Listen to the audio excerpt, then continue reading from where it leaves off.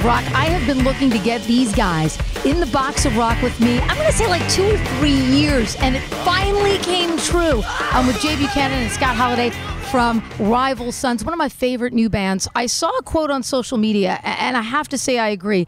Great musicians making great music. Was that always the goal? I think hopefully that should always be the goal, right? I mean, for me, looking for guys to make a band early on, that was really that's the whole point. There's a lot of people that want to make music, but I was really interested with working with people I admired that were going to push me, and I certainly found it in this group. Yeah. That's a great accolade, to be called a great person. Yeah, and like a great like all around great at what? Just great? Oh, wow. Well, a great frontman like too. You, Mr. Buchanan, have the reputation as being one of like the new great frontmen. And you know, I will say, sometimes periods of time go by in rock and roll where the rock star frontman really sort of isn't prevalent. And I think it's so important. The Robert Plant, the Steven Tyler, you've got sort of that compelling persona and yet great vocals on stage. Is it something that you always wanted to do? Is that always you? I think that I always wanted to be good at what I was doing. I think that's really your MO, because you're not always, it takes a long time to feel like you're in control of what you're doing and how you approach the craft and just all of it. And you got to spend all of that time basically looking stupid, you know, trying to refine yourself. Yeah, absolutely. Finding who you are. Yeah, the hardest thing is just knowing what you want to do, period, just like anything else. Yeah. But I always really just wanted to do a good service to the art. Yeah. Now, the new record is Hollow Bones. So great. It's like we were talking a little earlier, a Rival Sons record, but a lot of different takes on different songs. It's got like that real sort of modern-y feel at times. It gets Pink Floyd-y at times. I mean, just incredible. Going into it, did you know it was going to turn out this way? Was it a conscious decision to make it turn out completely different, or was it something that it just sort of happened that way? It was a conscious decision to make something different than Great Western Valkyrie or Head Down or Pressure in Time, certainly. Exactly how that's going to be is very hard, because I'll have an idea, Jay will have an idea, Michael will have an idea, Dave will have an idea, our producer will have an idea. So you've got 5 guys that are going to get in a room with all their idea and come to each other like, I've got a great idea. And it's never going to be one idea. Right, it's always going to be this super, special recipe of everyone's idea coming together. So I think there was... consciously, there was some like rhythmic and sonic ideas we pulled into this record that we haven't done yet, and that's really it. Other than that, you've got the 4 of us really writing and working together. Yeah, you're working as hard as you can, and you got to, the whole band has to agree. Things are very democratic that way. When we're putting a song together, writing, I could stay up all night working on a song. All right, you guys, check it out. I come in, play it for him. Boo.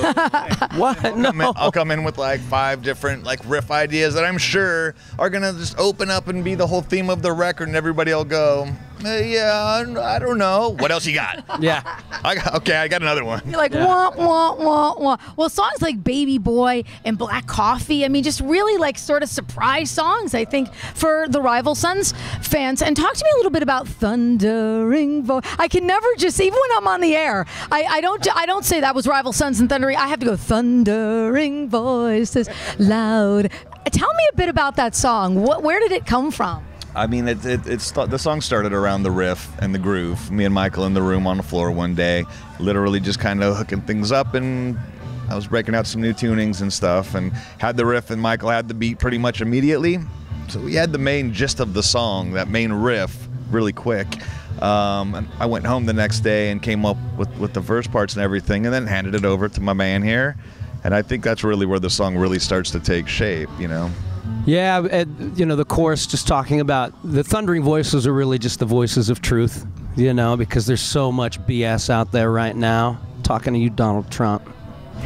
There's so much crap going on, and there's so much mudslinging, and in the end, like, history's gonna provide us with the truth. And the thundering voices are more loud and clear. Loud and clear. Clear being the most important thing. I want to talk to you guys too, before I let you go, about Sabbath and hooking up with the Sabbath camp, who obviously really respect you as musicians and love you guys. Do you remember the first Sabbath song you heard, Jay? That's like Do you remember the first words you heard? Yeah, it was more like I remember the feeling. Yeah, I like remember the feeling. connection. I remember feeling scared. Yeah, right. No, That's the absolutely. way Sabbath made me feel. Like, oh, I know. I got I felt scared listening to him being a little boy. I got into the Paranoid record first, Yeah. which was just great, and I was inundated with it. But I was really young, like just a little kid. And then I got into my parents' vinyl collection and came across Black Sabbath. And I remember looking at the cover, and I was already watching like the shows you shouldn't watch when you're a kid. Remember like the old Elvira and the late night horror that were scaring the pants off me. And I remember looking at that and having that same feeling just from the cover, feeling like, ooh, that gives me a scared feeling. I have to put it in. Yeah. And I remember putting it in, and the song Black Sabbath coming on, and just literally getting cold chills up my back and going, why are they so scary? Yeah. Oh, there's no question. When you're a kid and you're listening and you're hearing that rain, and it's like, what is this? And you're looking at the cover and hearing that, and the witch, and that's no.